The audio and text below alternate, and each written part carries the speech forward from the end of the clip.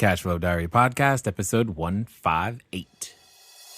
Welcome to yet another exciting episode of the Cashflow Diary Podcast, the podcast that teaches you insider tips, tactics, and strategies for creating leverage streams of cash flow into your life. Learn from top-performing entrepreneurs, business owners, investors, and thought leaders from across the globe as they share their secrets to success.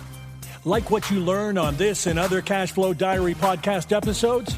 Go to learninvestingnow.com and sign up to receive powerful tips and information that will help you succeed as an entrepreneur and investor.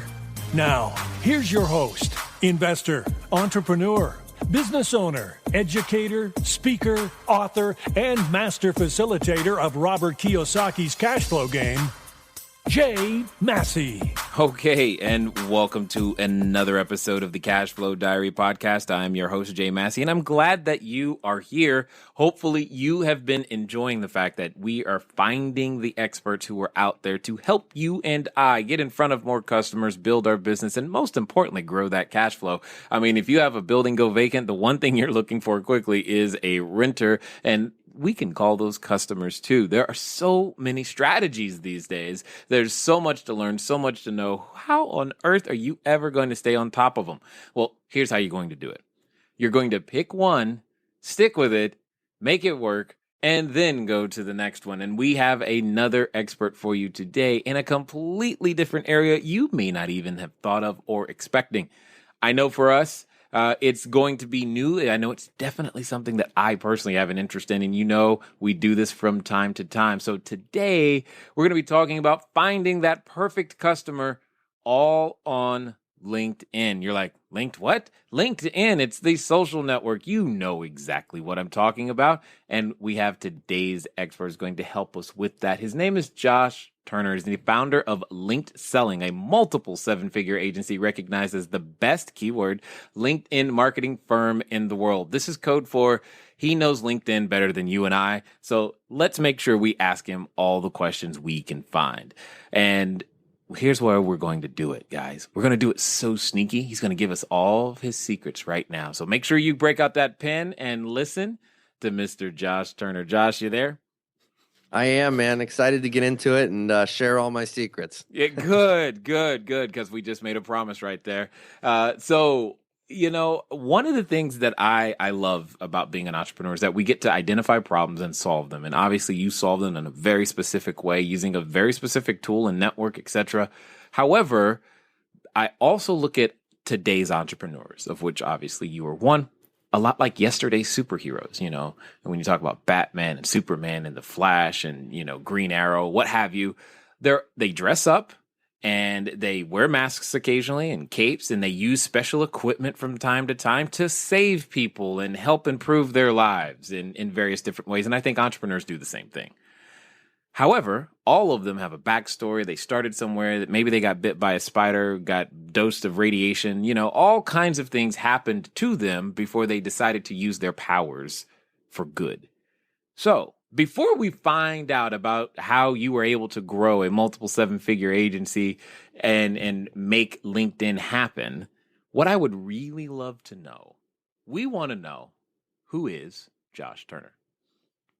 Yeah, sure. Well, I have been bitten by many spiders over the years. I will admit that. And, you know, what I mean by that is that I started, dipping my toe in the entrepreneurial pool, if you will, many, many years ago. But it wasn't until 5 years ago that I actually went out on my own full time and really went for it 100%. But it was those experiences along the way leading up to that of just kind of trying things out at night and on the weekends, you know, and failing at pretty much all of them. All right. And then working in businesses at a really senior level and having a big part to play in growing, you know, one company from 5 to 23 million, and then seeing that company crash all the way down to nothing and have to close its doors. So all those experiences, successes and failures, I think positioned me well by the time I was really ready to go for it 100%. And when I first started out working for myself, I was working as a freelance CFO, so like a part-time finance guy for small businesses that don't want to or can't afford a full-time finance guy, right? And so I was essentially a business consultant working for companies here in St. Louis. And one of the reasons that I was successful growing that company was that I was pretty aggressive using LinkedIn. And I was a pretty early adopter of LinkedIn all the way back to 2006. And so by the time I started my business in 2010, I had a real solid foundation to launch off with. Fast forward to 2011, I had a couple clients that had noticed some of the marketing I was doing for my business on LinkedIn and said, hey, I think some of this stuff might work for us. What do you think? And I kind of laid out a plan for them of what they could do, and they looked at me like I was cross-eyed and said, how about you just do that for us? And that was the beginning of link selling in 2011, and the business has really taken off since then. It turns out that there's a lot of other companies like that want our help building lead generation campaigns for them, leveraging LinkedIn. Yes, I like this a lot. Now, you don't know this, but you just stumbled into one of the number one questions that I get all the time. And I'm so glad you're here because many people have asked me time and time again. And I know, like, if I don't ask you this question, we're going to get so much hate mail. It's not even funny. So they ask me all the time because I'm always talking and stressing the value of my team, and specifically the value of my CFO. And people have asked me, Jay, Sure. How do you find a CFO? How do you find a CFO? Now, here's the interesting thing. Even though I am 100%, and I am willing to admit this, I am not the normal person and when it comes to learning, using LinkedIn. That is not something I know how to do at this particular moment in time. However, 100% of the time, every time someone has asked me, Jay, how do you find your CFO? I always answer, go to LinkedIn and type in CFO for hire and start there. Now, that's the extent of the advice I've ever been able to give. But now that I have you, I want you to answer. If I'm looking for that CFO, how are we to do that? What would you do? I would talk to some other business owners that I know in the area, and I would ask them for referrals. I think your strategy is great to just get a list of the potential suspects that are out there that you could potentially engage with. Suspects. I like that one. Yeah. But, I think I would add to that of just, talk with some of your friends and other people. If you're in, any networking groups or business associations, ask around, talk to people, see who they know, see who they've worked with, and get some referrals that way and try and then weed it down to a couple people, and then talk to a couple people and see who feels like the right fit. And ultimately, at the end of the day, once you're face to face and really kind of deciding who are you going to hire, if you are looking for a part-time or outsourced CFO, I would really recommend you find somebody that has a big focus on the future and being proactive and helping you with projections and like real analysis to inform your business decisions. And there's a big difference between that kind of a person and really a glorified accountant, which is good to have so you understand what happened in the past. But that's not as helpful as somebody that's really focused on planning for the future. I agreed. Now, I'm at the risk of, I'm just curious. Here's how I've typically looked at it when people have asked me this question. I divide the whole financial picture up into like 4 or 5 different positions, starting with the bookkeeper, then it goes over to the accountant, then it goes over to maybe the tax person, and then eventually like the CFO or maybe a controller before the CFO, but in that realm.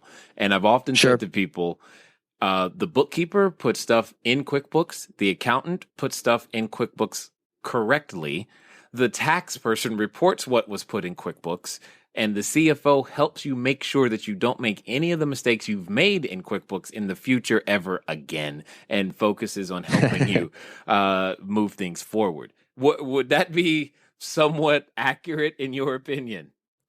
It would be. Yeah, I think that's definitely accurate. There could be more to it than that, because I think if you're really looking at the whole company, the whole business, from a financial standpoint, it's more than just what's in QuickBooks, though. It's also things like sales and marketing dashboards, Yeah.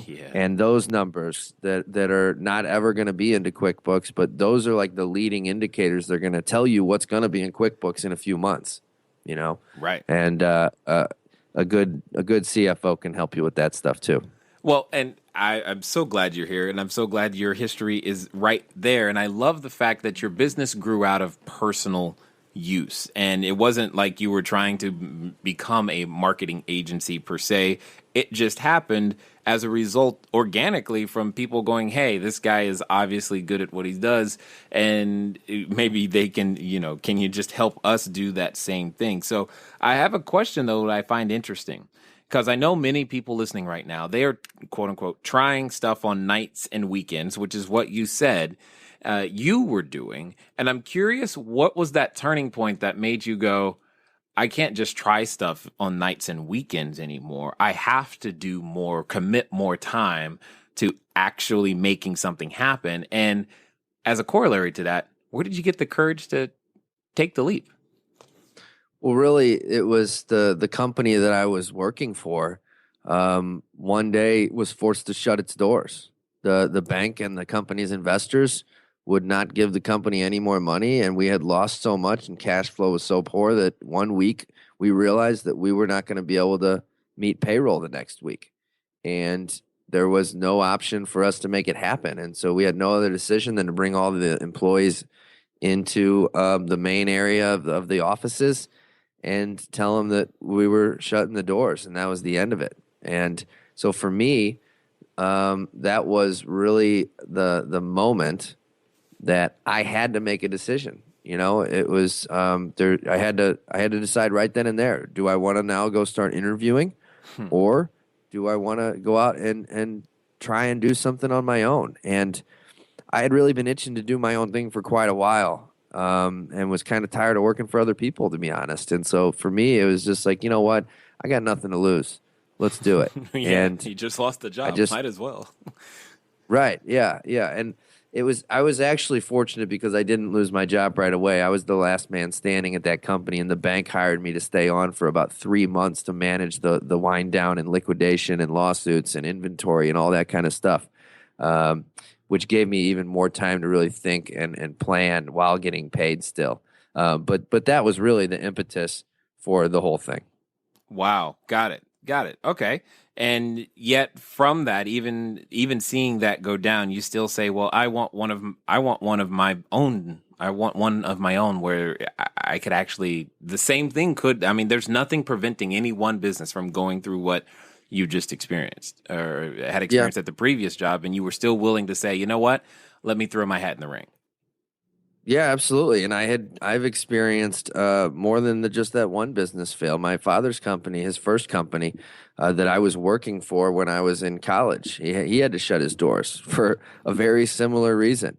A smaller business at the time than the latter one that I was the CFO of. But yeah, I've seen lots of businesses not work out, and it didn't discourage me at all because I felt like, this is what I want to do.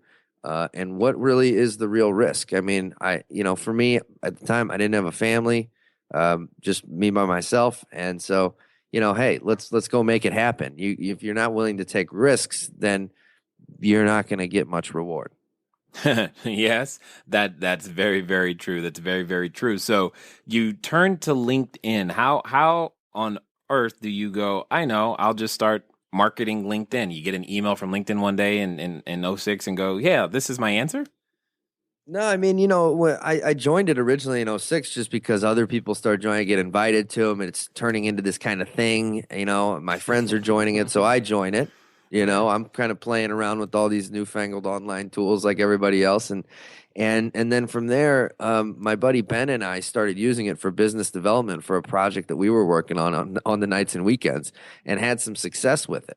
And so then I started using it for the construction company I was the CFO of, and using it for business development for them. And so I was proactively using LinkedIn in '06, '07, '08, building my network and getting meetings with people and all that kind of stuff.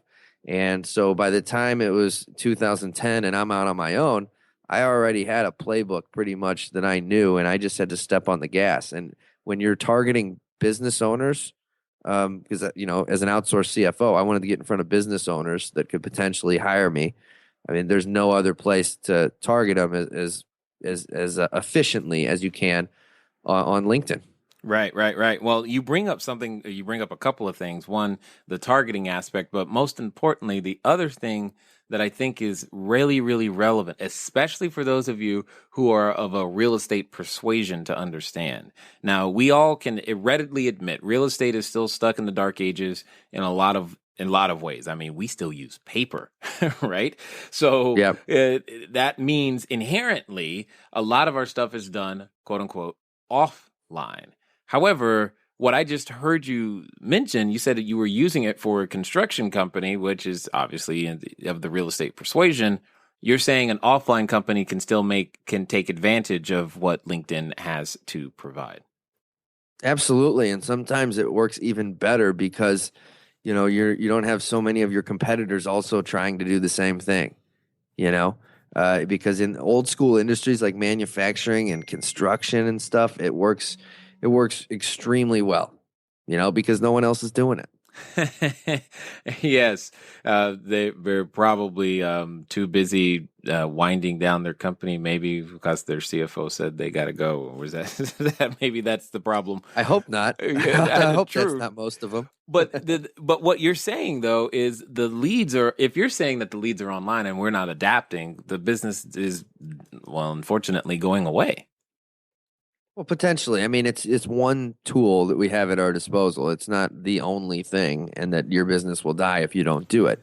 Because there's a lot of different ways that we can go about generating business. I mean, you go look at 10 companies that are similar to mine, and you might find 10 different methods that they're using to successfully grow their business. So there's a lot of different ways you can approach it, but there's a lot of businesses now that are seeing LinkedIn as a great avenue to get in front of prospects. And they're looking to figure out strategies for making it effective for them. So, okay, for the people listening who may not be familiar with LinkedIn, because, I mean, if I said the word Facebook, everyone's like, yeah, I got like 12 accounts there.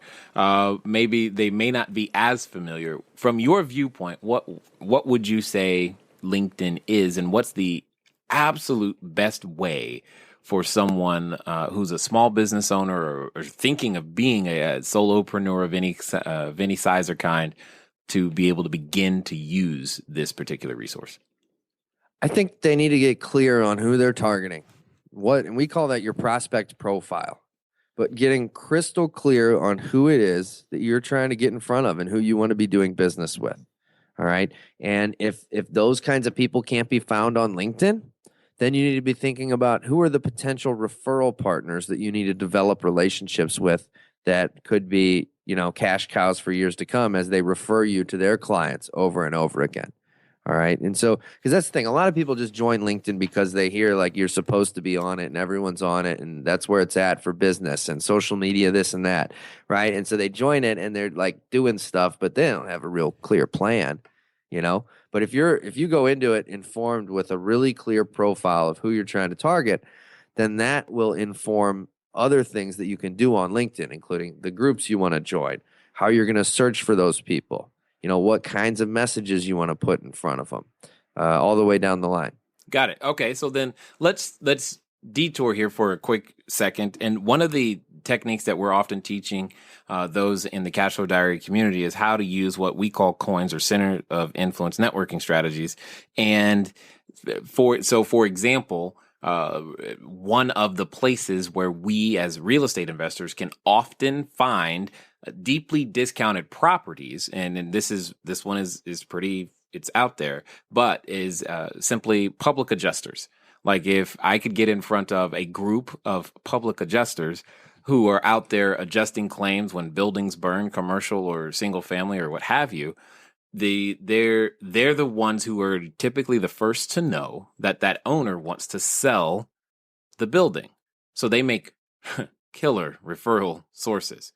What I hear you saying is if I gave you that information, you can go find the group of public adjusters on LinkedIn and we can go out there and begin to buy some more property? Yeah, absolutely. So is it adjuster spelled with an E or an O? I'm doing a search right now on LinkedIn just to see what comes up. Oh, this is awesome. E. Yeah. So public adjuster. Uh-huh. I've got roughly 1,900 people on LinkedIn that I can target just in a 2-second search that I looked up. And these are people, New York State, people in Missouri, Nice. Philadelphia, Nice. licensed public adjuster, chief public adjuster, titles like that. They're just, all over the U.S. So there's low-hanging fruit right there. That if you only knew. For all of you listening, I hope you're listening and moving at the speed of instruction today. Okay, so you then basically I could do this with any professional that we tend to network with. So if I wanted to look up, say, the probate and or estate attorneys, or if I wanted to look up the dentists, we have such great success with dentists, doctors, etc. Yep. as clients and investors. It's ridiculous. You're saying, Yep. So basically any of the professional titled licensed individuals are going to be the easiest to find in a LinkedIn world. Absolutely. You can pull them up, get their picture. There are all sorts of information about their business, oftentimes their contact information. I just did a search for dentists, people that are currently dentists, and there's 127,000 on LinkedIn that I have access to here. And the thing is, though, like, I want to be candid with people. Like, there's certain types of people that they're not just like hanging out on LinkedIn all day long. Like, dentists are not the kind of people that are logging into LinkedIn 5 times a day. They're No. probably a little bit more like you, Jay. Logging into it every once in a while, maybe sometimes rarely, right? But here's the thing, though. When you get connected with them and when you understand how to get a message in front of them, they will eventually see it. And a message that you send to somebody that hits their LinkedIn inbox usually also gets CC'd and ends up in their normal email inbox. Unless somebody goes into LinkedIn and changes their settings, that's the case. So if you figure out the 3 or 4, prominent strategies for getting a message to a specific person on LinkedIn, then that message is going to be sitting in their LinkedIn inbox and it's going to be in their normal email. Josh, So whether or not they log in, they're going to see that information. you realize what's happening right now, right? Is your mind blown? I'm getting very, very excited.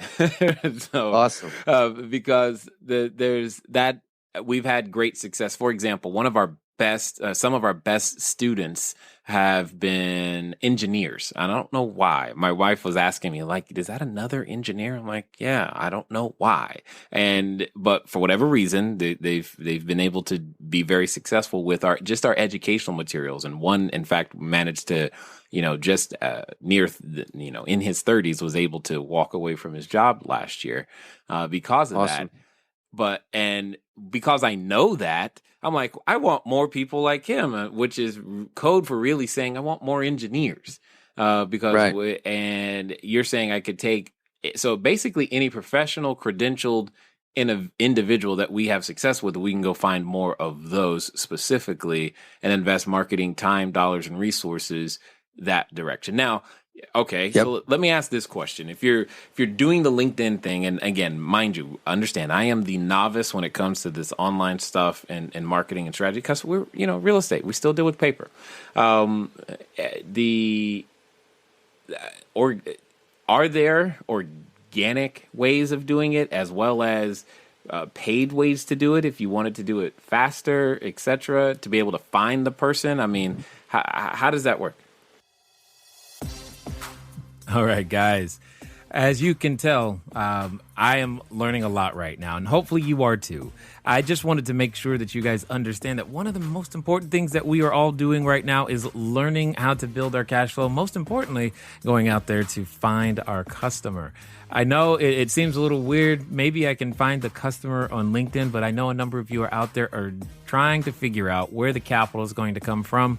And I'm just here to tell you, I'm learning so many new things as I interview these great entrepreneurs. I hope you're out there doing the same thing, building your business, figuring it out, and making it happen. Here's the thing I want to share with you.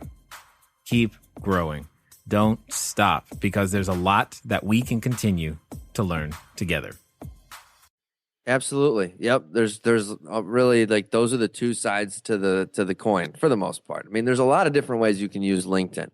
But primarily, there's the organic strategies to where you're going to be just putting in sweat equity, using LinkedIn to manually reach out to people, send messages, things like that, connect with people. And then there's the paid advertising side, where you can target the same kind of people and put an offer in front of them in mass. All right. And so typically that's best done if you have some piece of content to show them so that they click through to your website and check out this content or sign up for some sort of a white paper report, a webinar, things like that. So for people that aren't producing content, the advertising play probably doesn't make as much sense. But for those that are, it works really well. Interesting. So, okay, that you bring up a subject. Who is the person that can, from a business owner standpoint, who should be using LinkedIn? And are there any particular people who like, you know what, LinkedIn is not the place for you?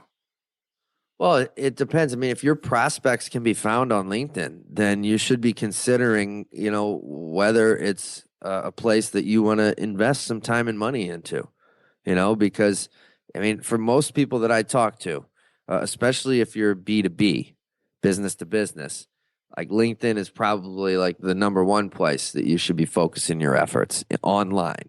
All right. But it depends. Every business is different. So like if you want to give me an example or two, I can give you some more specific thoughts. Okay, so if I wanted a dry cleaner, I'm making that one totally up. I'm thinking, but I just don't understand if LinkedIn would be an advantage if that's the type of business or some sort of franchise owner. No. Yeah, no. Okay. No, dry clean. If you own a dry cleaning business, LinkedIn is not the place for you. The only play you have on LinkedIn is to potentially reach out to people in the media, on the radio, TV, bloggers in your local area, to get press and publicity for your business, because it's a great place to connect with people like that to just get free PR. I love LinkedIn for that purpose for B2C companies. But a dry cleaning company is not going to want to go on LinkedIn and advertise or try and connect with potential people to have them come in and, drop off their shirts. It's just not really the right venue for that kind of stuff. Got it. Okay. All right. So then are you really saying it's best for B2B and B2C doesn't have a place there, or is there some B2C that could work there? Yeah, some B2C can work. All right. So you got to think about it, though, of not like acquiring a customer through LinkedIn, but the kinds of relationships that can acquire you many customers. Right. So like if you are, let's say you've got a consumer product and you've got a dog collar that you're manufacturing. You're not going to go on LinkedIn and reach out to people and ask them if they want to buy a single dog collar for their dog at home. But you might reach out to potential wholesalers and distributors that might want to carry your product, or reach out to retailers that might be interested in carrying your product. And again, reach out to people in the press that might want to write about your company. Things like that make total sense for B2C. Okay, so let's talk about it from an investor's perspective, because again, you're hitting back on the ways that I love to find properties and I love to get in front of investors is for syndications and all the other stuff that we do. If someone was wanting to put together let's go the other side. Now what I'm looking at is I want to build another, an apartment building, or I want to get another cell phone tower. These are all things that we've done.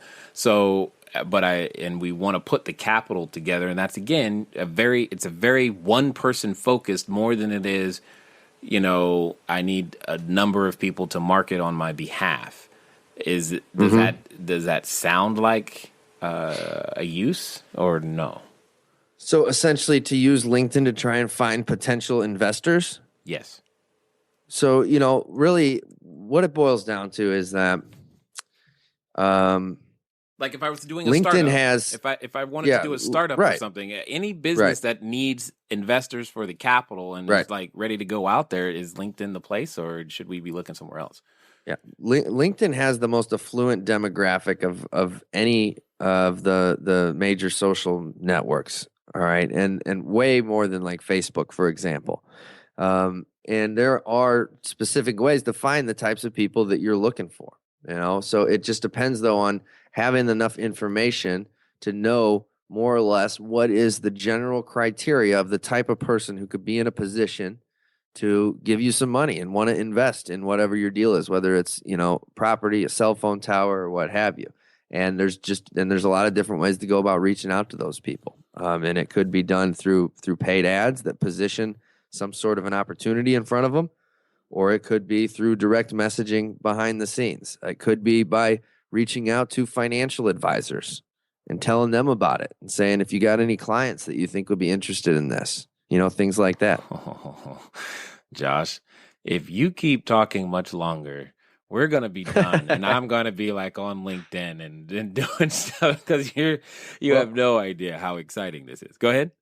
Awesome, man. No, that's really pretty much it in a nutshell.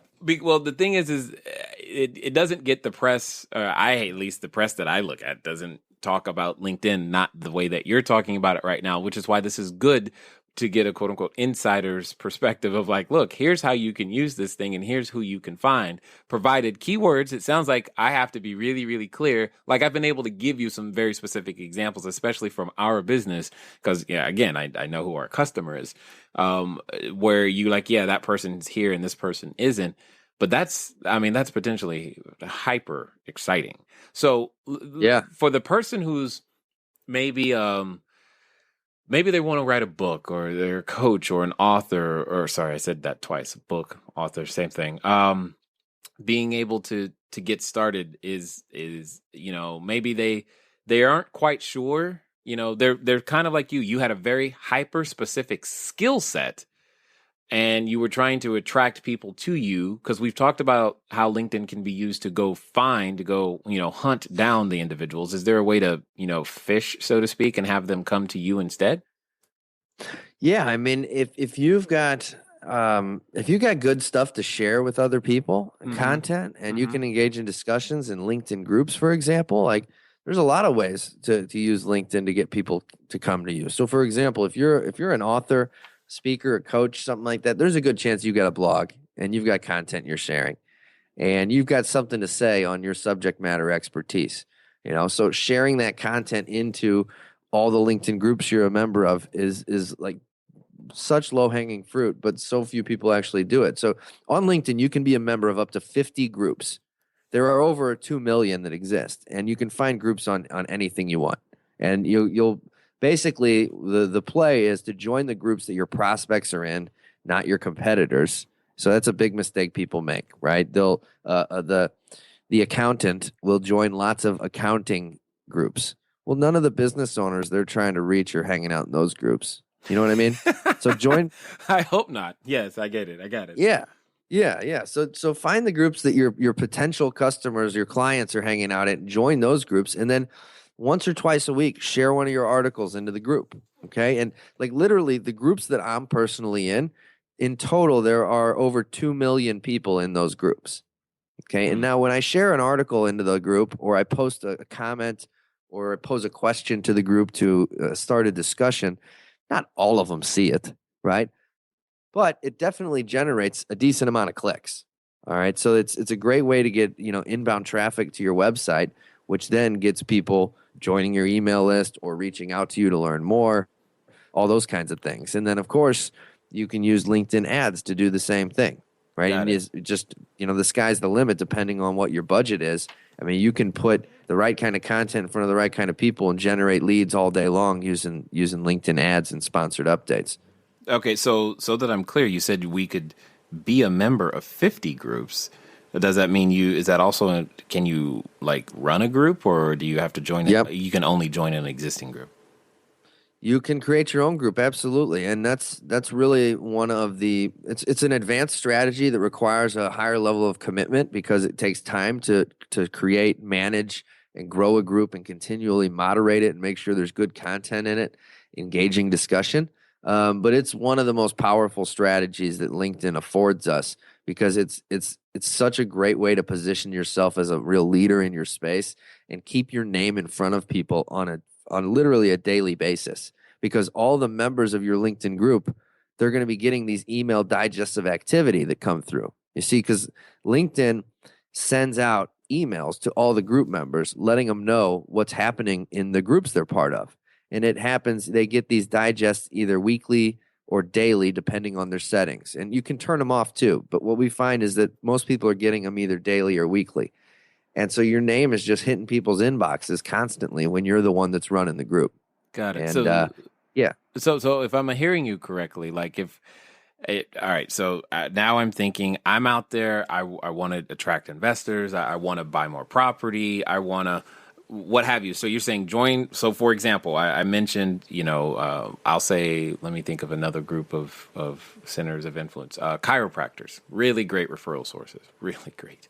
Okay, so I join a group of chiropractors and share the same articles that I'm already creating for other things with them, and then they click on it and go to my website. That's really, that's like that doesn't sound too complicated, Josh. No, it's really not that complicated, and as long as that content and that those articles are actually relevant to them, right? So if you create an article that's just for chiropractors of how chiropractors can do X, Y, and Z, well, don't share that into just don't share that into a group for dentists. You know what I mean? Sure. But if it's content that's relevant to all of your groups, if it's more generic in nature, then absolutely share it into all of them. And that can be done really efficiently too. So with the LinkedIn share widget on your website or from the LinkedIn homepage, you can click the little LinkedIn share button and tell it which groups to push all the content out into. So it can take you 30 seconds to set it all up so that it just pushes out your content to all of your groups. All right. Why do I get the feeling that we are just barely scratching the surface? There's a lot you can do with LinkedIn. And I mean, we've covered a lot already in a short amount of time. And so I would tell people, like, don't feel like you have to do all of this. The great thing about it is that you can just pick one or two of the things we've talked about and start doing those things and see some really good success, and then keep kind of building it out from there. Okay, well then let me ask the devil's advocate question. If LinkedIn's so great, how come we hear more about Facebook? Help me understand. What am I missing? What don't I know?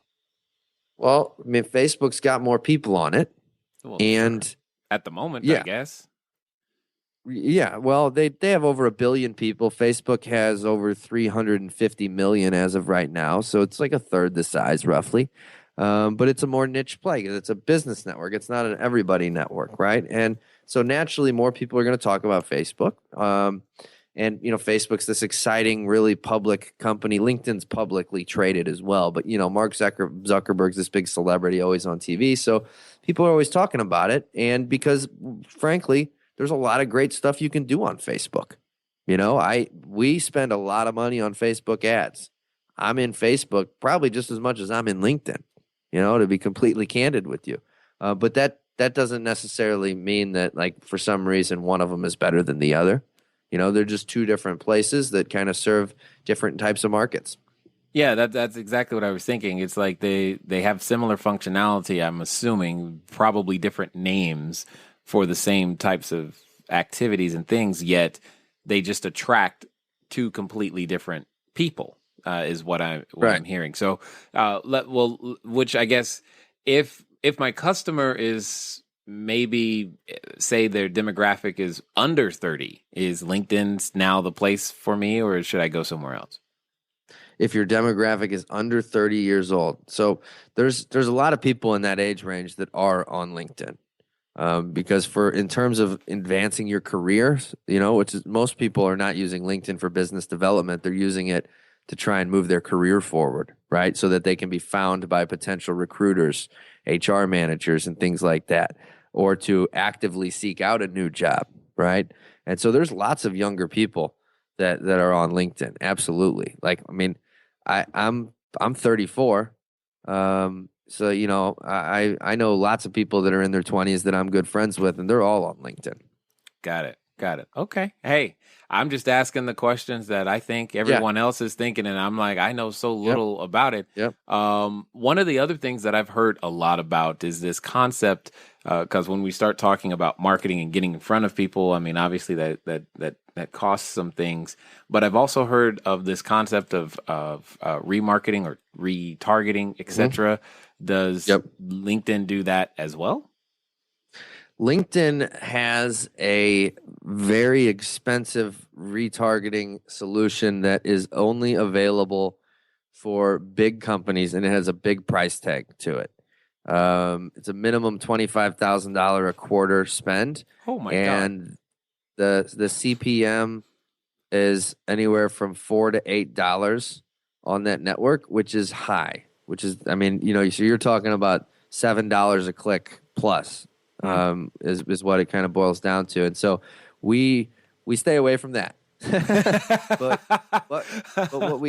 Okay. what is really effective though is using everything else on LinkedIn to drive people to landing pages that have retargeting scripts installed to then follow those people around everywhere else they're hanging out on the internet, like Facebook and Google. So you can drive people from LinkedIn to other landing pages that have those pixels placed on them so that you can then retarget them everywhere else. Got it. And I think right now, at this moment, you and I just exceeded somebody's expertise, and they just like, I have no idea what they're talking about anymore. But so I'm also aware that you have a number of resources that you provided that we might be able to take advantage of if we wanted to, we'll say, up our LinkedIn game and actually begin to make this work. Could you share with us how we could find out some more?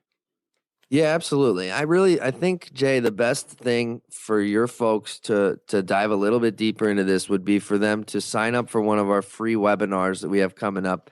And you can go to linkedwebinar.com, not LinkedInwebinar.com, linkedwebinar.com, and sign up for one of those. And that's a webinar called How to Create a Massive Referral Network. All right. And so it'll walk you through step by step how to do all the things we talked about today, including where to find these prospects, the right way to message them, and then how to stay in front of them over time. So it's really good stuff for anybody that wants to dive deeper into all this. Excellent. And as we wind down here, let's pretend for a second someone is, in that stage where they're thinking about putting on their superhero outfit for the first time. Maybe they're standing in front of the superhero costume store right now, and they're like, I think I want a cape and maybe a mask, and oh my gosh, am I going to really be able to save and help people with my product or service? But they're still feeling a little bit, a little trepidation, a little fear, will it work for me? Will I be able to find my customers? Will people buy my stuff? What would you say to that person, Josh?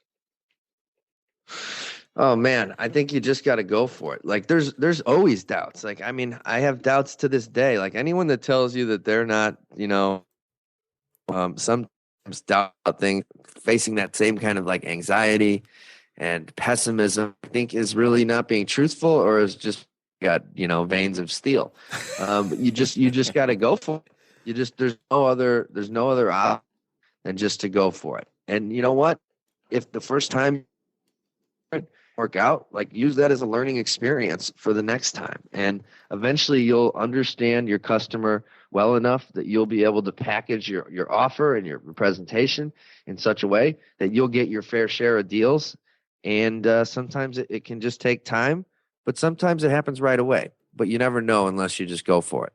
That agreed 100%. Well, I definitely appreciate that you literally pouring in your secrets here with us at the Cashflow Diary, so that we can now go out there to begin to consider a completely different alternative, I'm sure, than many of us were thinking before, to go out there to build our businesses, buy some more property, find our customers, and make some things happen. Thank you again very, very much for your investment here with the Cashflow Diary. Absolutely. It's been a lot of fun, Jay. All right, ladies and gentlemen, you know what time it is. It's time for you to move at the speed of instruction. What does that mean? It means you need to go sign up for a webinar today, because I know I'm thinking that that's exactly what we're going to do. I can't wait to tell the rest of the team, hey guys, what did I just learn?